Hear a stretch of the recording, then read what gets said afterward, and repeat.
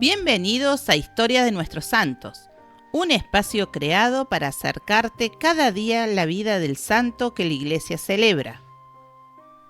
Aquí encontrarás relatos inspiradores, llenos de fe y enseñanzas, narrados con detalle y cercanía para que puedas descubrir la grandeza de quienes entregaron su vida a Dios. Además, este camino lo compartimos con Donna y Lorenzo, para que puedas escucharlas y meditar en cualquier momento y lugar. Suscríbete a nuestro canal para no perderte el contenido diario. Activa la campanita de notificaciones y ayúdanos a crecer compartiendo nuestros videos con tus familiares y amigos. Porque conocer la vida de los santos es descubrir que la santidad también es posible para nosotros. La vida de San Domingo de Silos nos conduce a un lugar donde el mundo se aquieta y el alma aprende a escuchar. Monje benedictino, abad y hombre de profunda oración, supo permanecer firme en la fe aun cuando la injusticia, el destierro y la incomprensión tocaron su puerta. Lejos de rendirse, transformó la prueba en fidelidad y el exilio en semilla. Desde el monasterio de Silos, su vida se volvió refugio espiritual, escuela de paz y fuente de esperanza para muchos, incluso más allá de su muerte, cuando innumerables milagros comenzaron a atribuirse a su intercesión. Hoy, San Domingo de Silos nos recuerda que Dios actúa con fuerza en las vidas perseverantes, en aquellas que no buscan brillar, sino permanecer fieles, día tras día, en la confianza silenciosa. Es posible que un monasterio del siglo XI, fundado sobre unas ruinas, escondido en un valle de Burgos, se convierta de repente en una estrella del pop en el siglo XX. Suena a ciencia ficción, ¿verdad? Totalmente. Suena a argumento de película, pero es que es literalmente lo que ocurrió en los años 90. Exacto. Hoy vamos a sumergirnos en las fuentes que nos han llegado sobre una figura medieval fascinante, Santo Domingo de Silos, para entender cómo su legado acabó produciendo un fenómeno musical mundial, el álbum Chant. Y nuestra misión hoy es precisamente esa, conectar esos dos puntos tan distantes en el tiempo. Vamos a desentrañar el hilo que une a un monje, famoso por enfrentarse a un rey y liberar cautivos, con un disco de canto gregoriano que vendió millones y se coló en las listas de Billboard. ¿Suena bien? Exploraremos quién fue realmente este hombre, las leyendas, que son increíbles, y cómo la paz de su monasterio resonó de una forma tan inesperada casi 1000 años después de su muerte. De acuerdo, pues vamos a tirar de ese hilo. Empecemos por el principio, por el hombre, por Domingo Manso. Las crónicas lo sitúan naciendo en Cañas, en La Rioja, sobre el año 1000. Sí. En una familia de la baja nobleza que, bueno, por lo que parece, no andaba muy bien de dinero. Exacto, una familia noble pero empobrecida, que en esa época significaba tener el título pero no los recursos. Claro. Por eso nos cuentan que de joven trabajó como pastor, pero su vocación era otra. Logró estudiar, se ordenó sacerdote y poco después tomó una decisión bastante radical. ¿Cuál? Se retiró como ermitaño. Pasó casi 2 años solo en una cueva de la Sierra de la Demanda. Pero, a ver, espera un momento. Hoy nos puede parecer una decisión muy extraña, pero en el siglo XI, ¿qué buscaba alguien con ese aislamiento tan extremo? ¿Era una especie de, no sé, de entrenamiento espiritual? Totalmente. Era la búsqueda de una conexión directa con Dios, lejos de las distracciones del mundo. Era una práctica muy respetada, una forma de purificación, de ganar autoridad espiritual. Entiendo. Y parece que le funcionó, porque tras esa etapa su siguiente paso fue entrar en uno de los monasterios más importantes de la época, San Millán de la Cogolla. Y su fama de hombre pío y capaz debió de ser notable, porque no tardaron en elegirlo prior. Y aquí es donde su vida, que parecía encaminada a una carrera eclesiástica tranquila, da un vuelco por un choque frontal con el poder político. Precisamente. El rey de Pamplona, García Sánchez III, andaba metido en campañas militares y, claro, necesitaba financiación. El dinero, como siempre. Como siempre. Ni corto ni perezoso, se presentó en San Millán a exigir bienes del monasterio. Y Domingo, como prior, se le plantó. ¡Uf! Enfrentarse así a un rey, eso requería un valor fuera de lo común. ¿Era frecuente que un prior desafiara a un monarca de esa manera? ¿O Domingo era un caso especial? Era muy, muy arriesgado. La relación entre la iglesia y la nobleza era compleja, pero el rey solía tener la última palabra. Y la respuesta de Domingo, tal y como la recogen las crónicas, es de una firmeza asombrosa. ¿Qué le dijo? Pues algo así como: «Señor, no puede ser, es contra todo derecho eclesiástico». Básicamente, le estaba recordando al rey que su poder tenía límites. Me imagino que al rey no le sentó nada bien esa lección de derecho canónico. Nada bien, se enfureció, lo destituyó y lo desterró. Pero como suele ocurrir, lo que parecía una desgracia se convirtió en su gran oportunidad. Claro. El rey rival Fernando I de Castilla lo acogió y en el año 1041 le encomendó una misión que parecía casi un castigo peor: ir a Silos y restaurar un viejo monasterio en ruinas tras las incursiones de Almanzor. O sea que lo mandan a un lugar devastado, a empezar prácticamente de cero. Y, sin embargo, 30 años después, ese lugar es uno de los centros culturales más importantes de la península. ¿Cómo lo consigue? Con una gestión brillante y una visión muy clara. No solo reconstruyó los edificios, su gran acierto fue crear un scriptorium de primer nivel. Un scriptorium. Para que nos hagamos una idea, no es solo una biblioteca donde se guardan libros, ¿verdad? No. Es más bien un centro de producción, un taller donde se copiaban manuscritos a mano. Exacto. Era el equivalente medieval a una editorial y un centro de investigación, todo en uno. En el Scriptorium de Silos se copiaron obras fundamentales, como las etimologías de San Isidoro de Sevilla, que era una especie de compendio de enciclopedia de todo el saber de la época. Vaya. Convirtió un lugar en ruinas en un faro de cultura, y además su influencia fue tal que participó en el Concilio de Collanza, que fue un sínodo clave para unificar la liturgia en los reinos hispánicos. O sea que era un gestor, un erudito y un diplomático. Pero la fama que ha llegado hasta hoy no es tanto por eso, sino por su faceta de santo, ¿no? Efectivamente. Mientras construía y administraba, su fama como hombre santo crecía de forma paralela. Y esa fama se cimentó en su capacidad, según las fuentes, para obrar milagros. Tras su muerte en 1773, su tumba se convirtió en un centro de peregrinación masivo. Algunos textos lo describen como una segunda Compostela. Y, por lo que veo en las fuentes, tenía como una especialidad. Su fama como santo estaba muy ligada a un tipo de milagro muy concreto. Así es.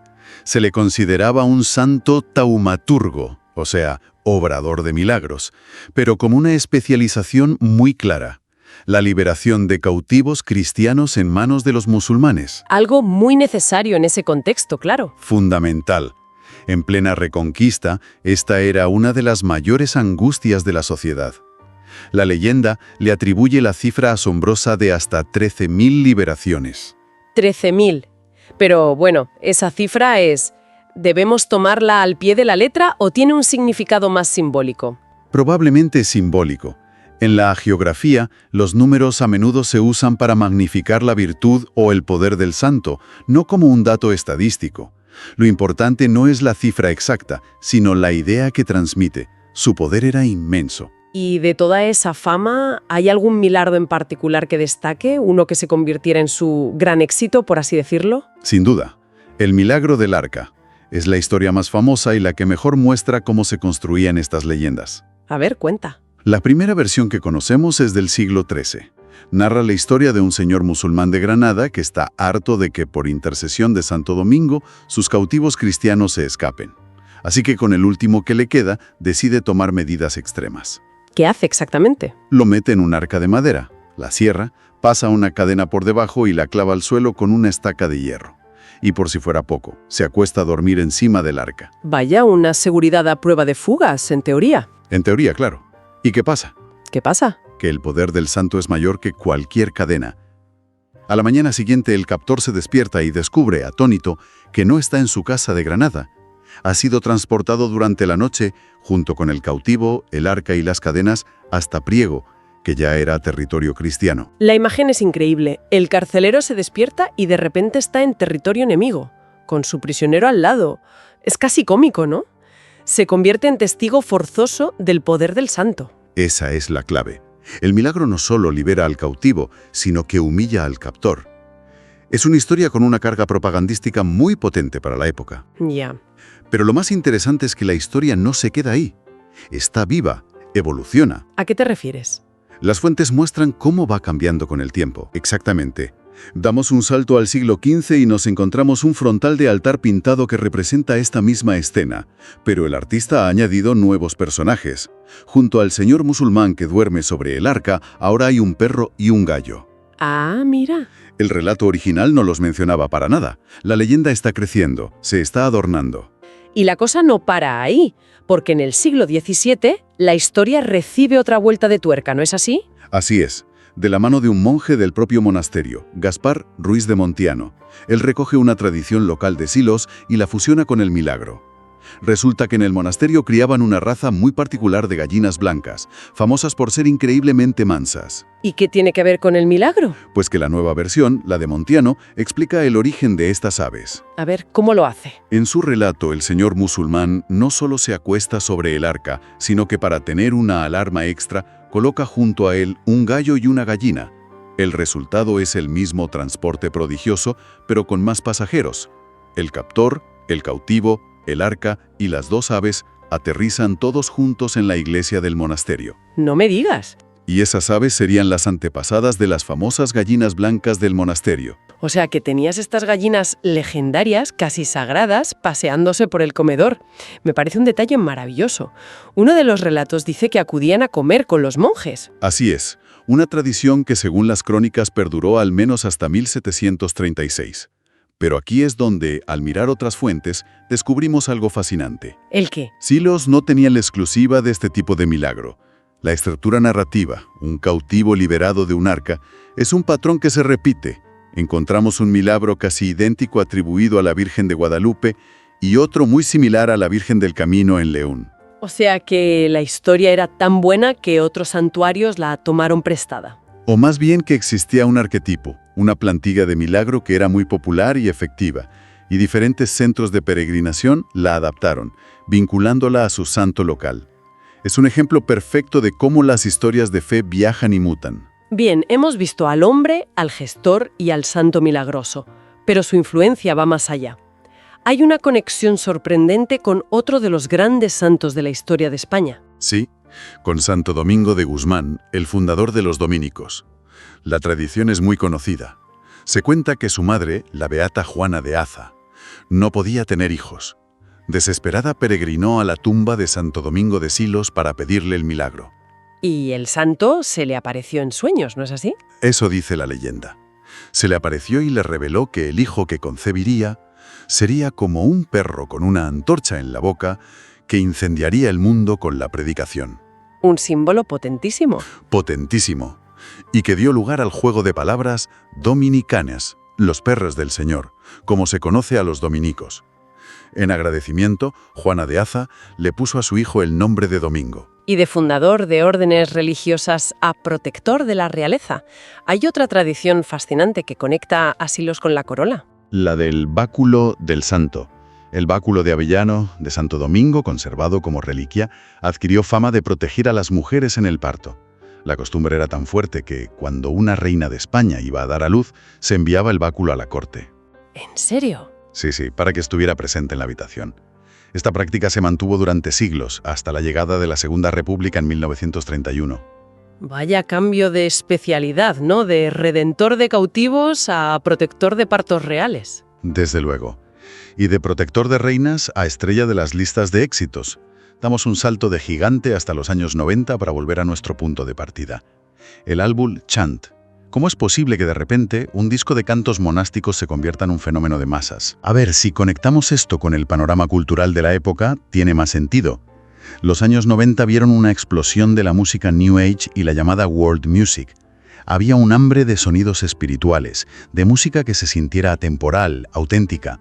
Como una vía de escape, ¿no? Exacto, una vía de escape al ritmo frenético de la vida moderna. Pero aún así, el canto gregoriano puro, sin bases rítmicas ni sintetizadores, seguía siendo una apuesta muy arriesgada. Sobre todo después del éxito de un grupo como Enigma, que mezclaba los cantos con música de baile. Uno pensaría que la versión a capela sería demasiado austera para el gran público. Es una buena pregunta. El terreno, como dices, ya estaba abonado. Enigma, con su éxito Sadness, había hecho algo crucial: sacar el canto gregoriano del monasterio y meterlo en la radio, en las discotecas. Lo normalizó, lo hizo sonar cool. Ya. Lo que hizo el álbum de Silos fue ofrecer justo la experiencia contraria. No la mezcla, sino la pureza, la fuente original, sin aditivos. Y resultó que había un público enorme para esa autenticidad.